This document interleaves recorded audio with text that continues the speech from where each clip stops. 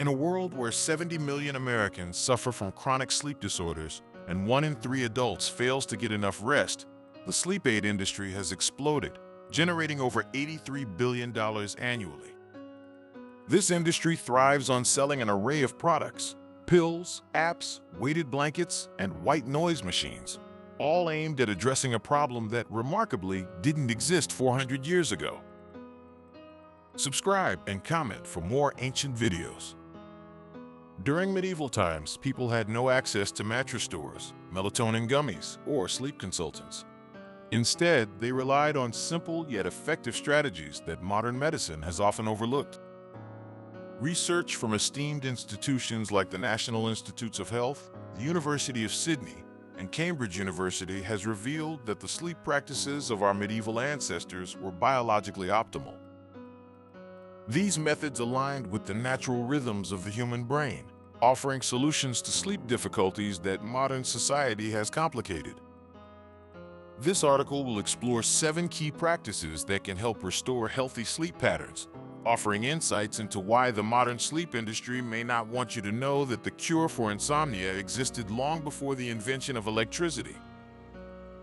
Imagine walking into a medieval household after dark. You might discover something that would puzzle modern sleep doctors. The family goes to bed around 9 p.m., sleeps for about 3.5 hours, then wakes up, not due to nightmares or noise, but intentionally. This period of wakefulness, termed the first sleep, is followed by a second sleep that carries them until dawn. Historian A. Roger E. Kirch at Virginia Tech dedicated 16 years to documenting this intriguing sleep pattern. He uncovered over 2,000 references to first sleep and second sleep across various languages, from Homer's Odyssey in the 8th century BC to Chaucer's Canterbury Tales and court records from 18th century England. This pattern of 2 distinct sleep phases, separated by a calm waking period, is universal across cultures and eras prior to the advent of electric light. In a groundbreaking 1992 study, psychiatrist Thomas Ware at the National Institute of Mental Health placed 7 healthy men in complete darkness for 14 hours each night for a month. By the 4th week, all subjects had naturally transitioned into 2 sleep blocks of about 4 hours each, with 1 to 2 hours of calm wakefulness in between. This finding suggests that our brains instinctively prefer the medieval sleep pattern. Interestingly, during the waking period, subjects exhibited elevated levels of prolactin, a hormone associated with relaxation and calm. This state of meditative tranquility is something most modern humans rarely experience. Sleep psychologist Greg Jacobs at Harvard Medical School argues that waking during the night is a normal physiological response, while the anxiety surrounding it disrupts sleep. What many doctors label as insomnia was simply a natural occurrence for thousands of years. Next time you wake up in the middle of the night, resist the urge to check your phone or clock. Instead, embrace the moment. Allow your body to do what it was designed for. Relax in the dark until your second sleep comes. Medieval people had no alarms or bedtimes dictated by Netflix binge watching. Instead, they went to bed shortly after sunset and rose about an hour before sunrise. Their sleep cycles were intricately tied to the sun's movements. In winter, they slept longer. In summer, shorter. This natural adaptation matched their biological rhythms without any conscious effort. Modern science supports this alignment with nature. Your brain produces melatonin, the hormone that initiates sleep, in response to darkness. Unfortunately, artificial light suppresses melatonin production.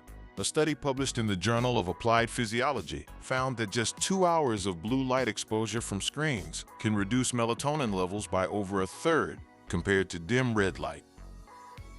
In medieval households, blue light was non-existent after sunset.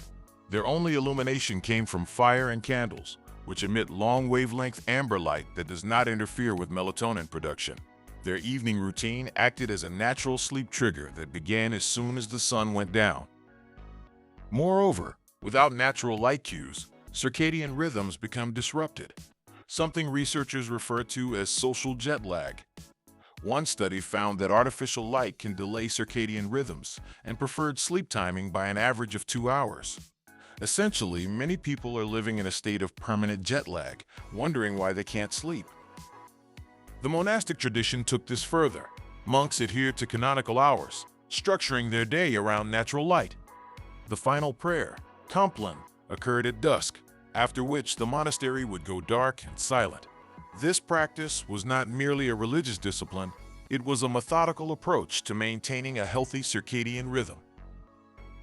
To improve your sleep, begin dimming lights after sunset and avoid screens for at least an hour before bed. If medieval peasants could naturally fall into this pattern, you can intentionally choose to do the same. Medieval bedrooms were often cold, with stone walls and minimal heating. In winter, temperatures could plummet to around 50 to 55 degrees Fahrenheit. Modern sleep experts might label this uncomfortable, but research suggests that cooler temperatures are ideal for sleep. Studies consistently show that the optimal sleeping temperature falls between 60 and 67 degrees Fahrenheit. At these temperatures, your body produces more melatonin, enters deep slow-wave sleep more quickly, and stays in restorative sleep stages longer. Research indicates that manipulating nighttime temperatures can add over 20 minutes of additional sleep per night, while significantly reducing nighttime awakenings. Furthermore, cool temperatures activate brown fat, a type of fat that burns calories to generate heat. Medieval peasants were inadvertently boosting their metabolism nightly. In contrast, many modern bedrooms are maintained at 72 degrees Fahrenheit or higher, leading to tossing and turning. The human body needs to drop its core temperature by about 2 to 3 degrees Fahrenheit to initiate sleep. In a warm room, this process takes longer, resulting in sleepless nights. Medieval bedrooms did the work for them, acting as natural sleep aids. Try cracking a window or lowering the thermostat to around 65 degrees Fahrenheit. If you tend to sleep hot, consider sleeping with one foot outside the blanket to help regulate your body temperature. Medieval peasants often slept on straw mattresses topped with wool blankets and, when possible, linen sheets. Wealthy individuals might have multiple mattresses, straw on the bottom for support, wool or feathers on top for comfort, all wrapped in linen. In contrast, modern sleep companies frequently sell polyester blend sheets and memory foam infused with cooling gel. Yet research indicates that medieval bedding was superior. A 2016 study from the University of Sydney found that wool sleepwear significantly reduced sleep fragmentation compared to polyester. Participants in wool sleepwear fell asleep faster and experienced fewer awakenings, particularly older adults. The key to wool's effectiveness lies in moisture management. Wool can absorb up to 30% of its weight in moisture without feeling wet, drawing sweat away from the skin and releasing it into the air. Polyester, on the other hand, traps moisture against the body, creating hot spots that trigger micro-awakenings. Additionally, linen sheets have outperformed cotton in warmer conditions. Studies show that cotton leads to more awakenings and increased time in light sleep compared to linen. Linen's hollow fiber structure facilitates natural ventilation, allowing for better airflow than cotton. Consider swapping your synthetic sheets for linen and replacing your polyester comforter with wool. A linen sheet set costs about $80 and a wool blanket about $60, less than many sleep supplements on the market today. Medieval beds were not flat. Wealthy households often featured raised headboards and bolsters to elevate the upper body. Even peasants propped themselves up on straw rolls. Medieval physicians believed that sleeping at an incline aided digestion, reduced heartburn, and improved breathing. For centuries, modern medicine dismissed this as superstition. However, a 2017 study published in the Journal of Clinical Sleep Medicine found that elevating the head of the bed by just 7.5 degrees reduced obstructive sleep apnea severity by 31.8%. Another study found that a 20-degree incline eliminated snoring in 67% of participants. For the approximately 20% of Americans affected by acid reflux, elevating the head of the bed reduces esophageal acid exposure and significantly improves sleep quality. Patients who raised their heads by about 8 inches reported fewer nighttime heartburn episodes and disturbances. Medieval people figured this out through observation. They noted that lying flat made breathing harder and digestion worse, leading them to construct beds that tilted upward. No clinical trial was needed. Their bodies communicated the answer. Try using a wedge pillow or raising the head of your bed by 6 to 8 inches, using risers under the headboard legs. This simple adjustment can improve sleep quality without relying on devices. A medieval peasant's day typically began before dawn and ended at sundown. Their work involved plowing fields, carrying water, building walls, hauling firewood, and walking miles on unpaved roads. By nightfall, these individuals were genuinely tired, not mentally drained from staring at screens, but physically depleted in every muscle.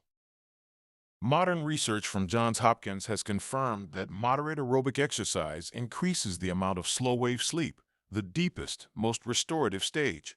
Exercise releases endorphins that reduce stress, regulate circadian rhythms, and help facilitate sleep. Conversely, sedentary behavior leads to less deep sleep, more fragmented rest, and longer time to fall asleep. The uncomfortable truth is that we have replaced physical labor with desk work, creating a multi-billion-dollar industry to address sleep problems stemming from our sedentary lifestyles. Medieval peasants didn't need expensive equipment to sleep well. Their daily lives provided the physical exertion needed for restorative rest. A systematic review published in Frontiers in Psychology analyzed numerous randomized control trials and found that consistent moderate exercise significantly improved long-term sleep quality, often matching or exceeding the effects of common sleep medications without any side effects. Aim for 30 minutes of moderate exercise during the day.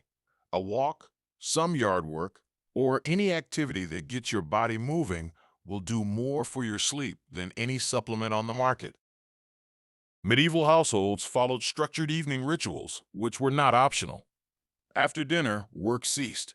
The canonical hour of compline marked the boundary between activity and rest. In monasteries, this was formal. In ordinary homes, it was cultural.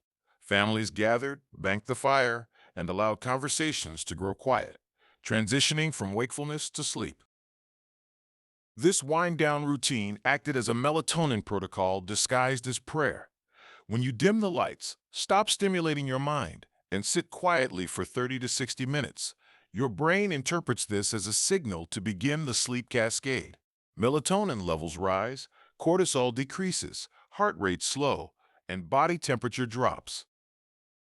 Every element of the medieval evening ritual aligns with what sleep researchers now recognize as essential for quality rest.